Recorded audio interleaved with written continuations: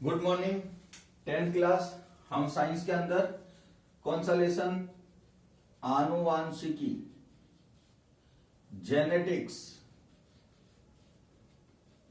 वाले लेसन की चर्चा कर रहे थे और इसके अंदर हम पढ़ रहे थे संकर पूर्वज संकरण। संकर पूर्वज संकरण जो कि पृथक्करण का नियम ही है, उसी के अंतर्गत है। इसको हमने दो भागों में बांटा था। पहला बाह्य संकरण और दूसरा परीक्षण संकरण।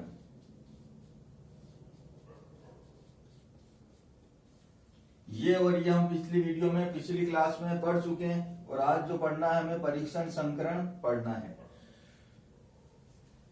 तो ये अगर हमें पढ़ना है तो इससे पहले ये तो आना ही चाहिए और ये आने के लिए पिछली वीडियो देखना ही पड़ेगा, देखना होगा। और वैसे देखे अपन तो ऐसी स्थिति थी,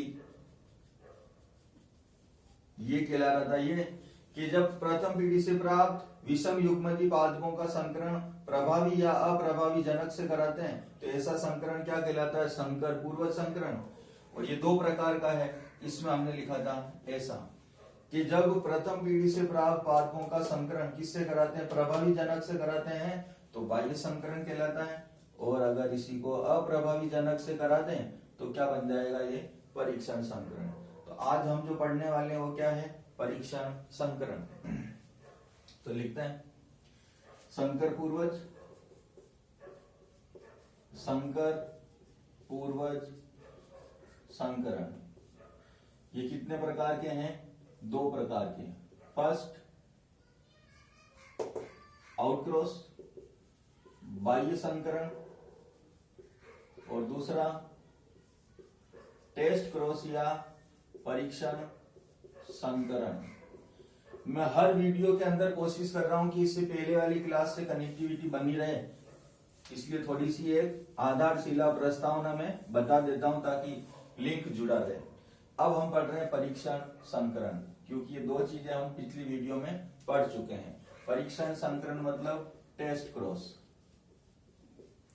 किसे कहेंगे, तो इसे कहेंगे। ये क्या है, जब प्रथम पीढ़ी से प्राप्त विषम युग्मजी पादपों का संकरण किससे होता है, अप्रभावी जनक से होता है तो ऐसे संकरण को क्या कहते हैं, टेस्ट क्रॉस या परीक्षण संकरण। ऐसे संकरण को परीक्षण संकरण कहते हैं। ठीक है, कोई बड़ी बात नहीं, 2-3 वीडियो में देख रहे, परिभाषा आराम से समझ में आ गई होगी ऐसा मुझे लगता है। जैसे की बात करें, जब क्या बोलेंगे इसको, F1 पीढ़ी से प्राप्त विषम युग्मजी और क्या कह सकते हैं, अशुद्ध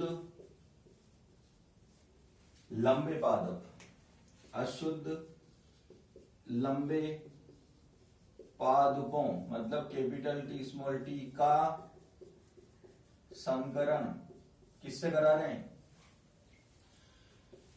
सेम युग्मजी मतलब सम युग्मजी शुद्ध बोने पादप जो कि क्या है, अप्रभावी जनक है, से करवाया जाता है तो प्राप्त संतति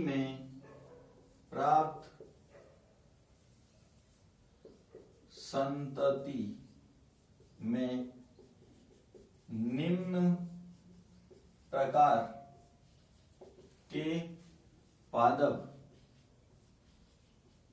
प्राप्त होते हैं।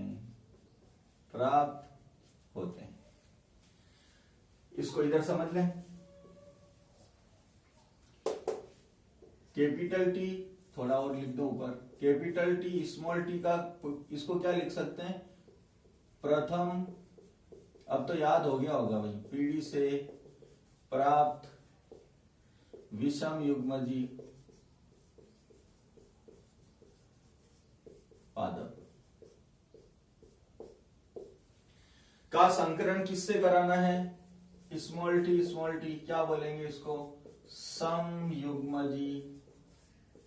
समयुग्मजी अशुद्ध क्यों भाई, तो शुद्ध है ना, शुद्ध बोने पादप से। अपनी कॉपी में फटाफट चेकर बोर्ड बनाओ इसका। इससे जो युग्मक बन रहे हैं वो इस प्रकार के बन रहे, तरीका वो के वही है। तुरंत अपनी कॉपी में चेकर बोर्ड के द्वारा लक्षण प्रारूप और जीन प्रारूप लिखो और देखो सही कर पा रहे हो या नहीं। जल्दी जल्दी जल्दी जल्दी जल्दी देखो, इतना समय नहीं मिलता है। हाँ, मिल भी जाता है, घर ही तो बैठे हैं। अरे घर पे ही तो बैठे हैं। ये नर और ये मादा, और ये इनको कर दो आधा आधा। ठीक है, समझ में आई बात? इन दोनों युग्मकों को यहां लिख दिया और इन दोनों को यहां लिख दिया। अब क्या करना, इसको इसके साथ मिलाएं तो कैपिटल टी स्मॉल टी, इसको इसके साथ मिलाएं कैपिटल टी स्मॉल टी, इसको इसके साथ मिलाएं स्मॉल टी और स्मॉल टी। क्या है ये? संकर लंबे या अशुद्ध लंबे? अशुद्ध लंबे पादप है। ए भी अशुद्ध लंबे है, अशुद्ध लंबे पादप। दोनों शुद्ध है लेकिन है बोने, शुद्ध बोने, और ये भी शुद्धम बोनम पादप। ठीक, इसको देखकर अब लिखते हैं अपन लक्षण प्रारूप, लक्षण प्रारूप अनुपात। क्या बोला था, फटाफट याद करो जल्दी। लक्षण प्रारूप में शुद्ध और अशुद्ध को लेते हैं क्या? नहीं लेते हैं। तो ये लंबे, ये बोने और ये बोने, तो दो तो लंबे और दो बोने, दो लंबे और दो बोने, दो एक कम दो, दो एक कम दो। अनुपात क्या आया? 1:1। एक क्या है? लंबे पादप, और ये क्या है? बोने पादप। ठीक, और जल्दी से बता दो जीनी प्रारूप अनुपात। जीनी प्रारूप अनुपात क्या आएगा? तो जीनी में क्या होगा? शुद्ध और अशुद्ध को सम्मिलित किया जाता है, तो अशुद्ध लंबे, शुद्ध बोने, तो भी सेम आ रहा है 1:1। ये क्या है? अशुद्ध लंबे पादप। ये क्या है? शुद्ध बोने पादप। चाहो तो और क्या लिख सकते हो? ये क्या है? विषम युग्मजी है, तो लिख दो विषम युग्मजी। ये क्या है? समयुग्मजी, समयुग्मजी। ऐसा कैसा यहां भी लिख सकते हैं। तो ये अपन ने पढ़ा परीक्षण संकरण टेस्ट क्रॉस, कि जब प्रथम पीढ़ी से प्राप्त विषम युग्मजी पादपों का संकरण समयुग्मजी शुद्ध बोने पादप के साथ होता है, तो प्राप्त पीढ़ी के अंदर जो लक्षण प्रारूप आता है वो 1:1 आता है, और जीनी प्रारूप भी 1:1 आता है। लॉकडाउन का समय है विद्यार्थियों, स्कूलें, कॉलेज, कोचिंग, शिक्षण संस्थान सभी तरह बंद है।